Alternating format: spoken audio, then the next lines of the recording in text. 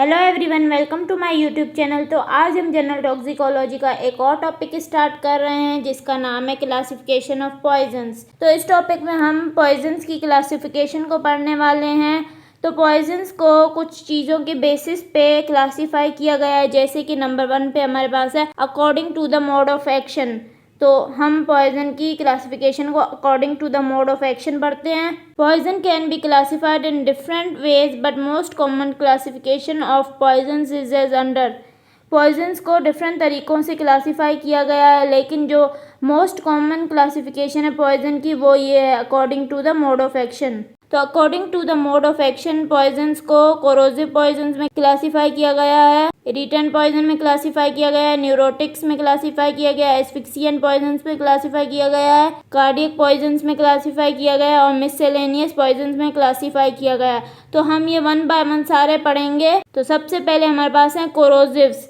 तो कोरोसिव्स क्या होते हैं पढ़ते हैं। These are poison which cause inflammation and ulceration of tissues. Corrosives हमारे पास पॉइजन होते हैं जो कि इन्फ्लामेशन करवाते हैं टिश्यूज़ की और साथ साथ अल्सरेशन भी करवाते हैं। मतलब जहाँ पे भी ये corrosive poisons in contact to body आते हैं वहाँ पे ये अल्सरेशन या इन्फ्लामेशन करवाते हैं टिश्यूज़ की। Corrosives contain following poisons under their headings. Corrosives में भी फर्दर कैटेगरीज हैं कि इनको डिवाइड किया गया है, तो मैं आपको फर्दर बताती हूँ आगे। तो हमारे पास इनको क्लासीफाई किया गया है स्ट्रॉन्ग एसिड्स में, स्ट्रॉन्ग अल्कलीज में। स्ट्रॉन्ग एसिड में भी फर्दर हमारे पास इनको मिनरल एसिड्स में, ऑर्गेनिक एसिड्स में और वेजिटेबल एसिड्स में क्लासीफाई किया गया है। तो मिनरल एसिड्स में हमारे पास कौन से आते हैं? Sulphuric acid, nitric acid, hydrochloric acid. Organic acids में हमारे पास oxalic acid, carbolic acid, acetic acid आते हैं। वेजिटेबल एसिड में हमारे पास हाइड्रोसाइनिक एसिड आता है। इसके बाद हमारे पास स्ट्रॉन्ग अल्कलीज में कॉस्टिक पोटेश आता है, कॉस्टिक सोडा आता है, सोडियम कार्बोनेट आता है, अमोनियम कार्बोनेट आता है। तो ये सारे हमारे पास कोरोसिव्स थे।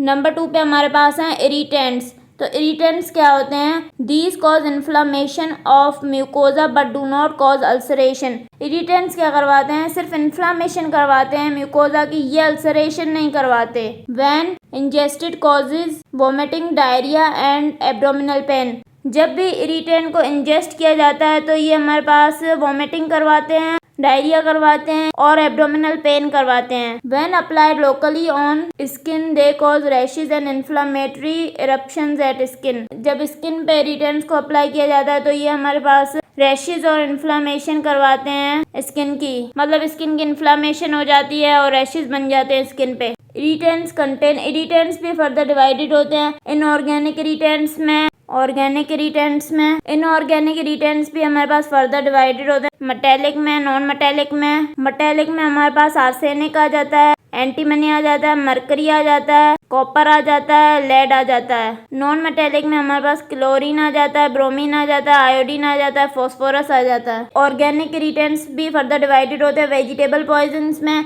एनिमल पॉइजन्स में। तो वेजिटेबल पॉइजन्स में हमारे पास कैस्टर ऑयल, कोरोटिन ऑयल, एब्रस प्रिकेटोरियस आ जाता है, कैप्सिकम इंडिकम आ जाता है, सेमिकार्पस एनाकेरियम आ जाता है। और एनिमल पॉइजन में हमारे पास स्नेक्स आ जाते हैं, पॉइजनस इंसेक्ट्स आ जाते हैं, स्कॉर्पियंस आ जाते हैं। इसके बाद हमारे पास नंबर 3 पे है न्यूरोटिक्स।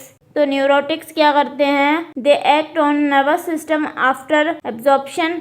न्यूरोटिक्स क्या करते हैं? जब इनकी एब्जॉर्प्शन हो जाती है बॉडी में तो ये उसके बाद नर्वस सिस्टम पे एक्ट करते हैं। They action is very intense and strong and exert effects even in diluted form.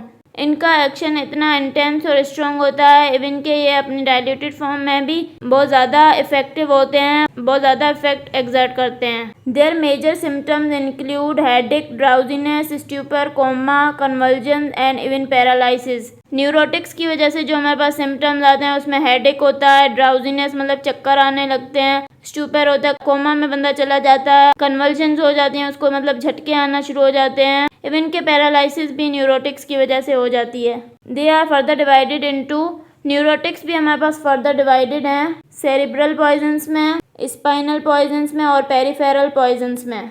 Cerebral poisons भी हमारे पास फर्दर डिवाइडेड हैं सोमिनिफेरस में, इनेब्रियंट्स में।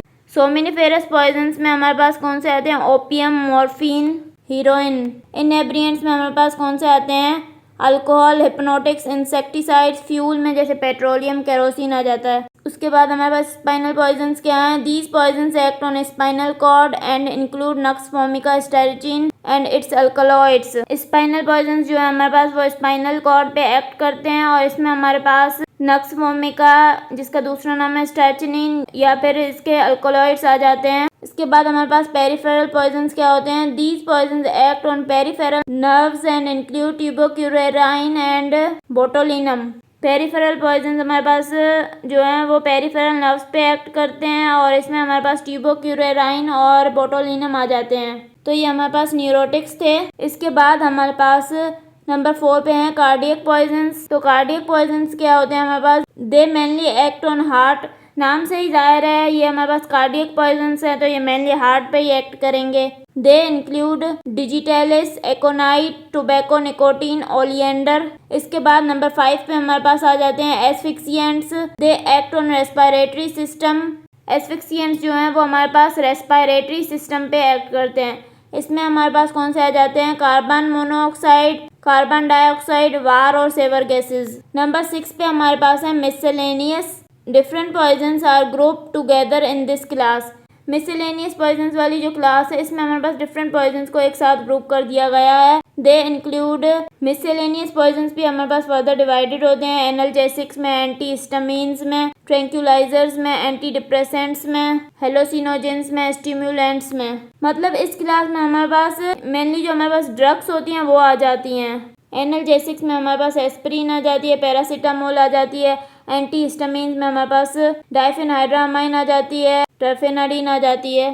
ट्रैंक्विलाइजर्स में डाइजीपाम, क्लोरल हाइड्रेट आ जाता है। एंटी डिप्रेसेंट में हमारे पास ट्राइसाइक्लिक कंपाउंड्स, एमएओ इनहिबिटर आ जाते हैं। हेलोसिनोजेंस में एलएसडी, लिजर्जिक एसिड आ जाता है, कैनाबिनोल आ जाता है। स्टिमुलेंट्स में हमारे पास एम्फेटामाइंस आ जाते हैं, कैफीन आ जाती है। तो ये हमारे पास क्लासिफिकेशन थी पॉइजन्स की according to the mode of action, और जो बाकी दूसरी क्लासिफिकेशन है वो हम आगे वाले लेक्चर्स में पढ़ेंगे। अगर आपको मेरा लेक्चर पसंद आया तो प्लीज़ मेरे चैनल को सब्सक्राइब करें, लाइक करें और बेल आइकन को प्रेस करें। Thank you.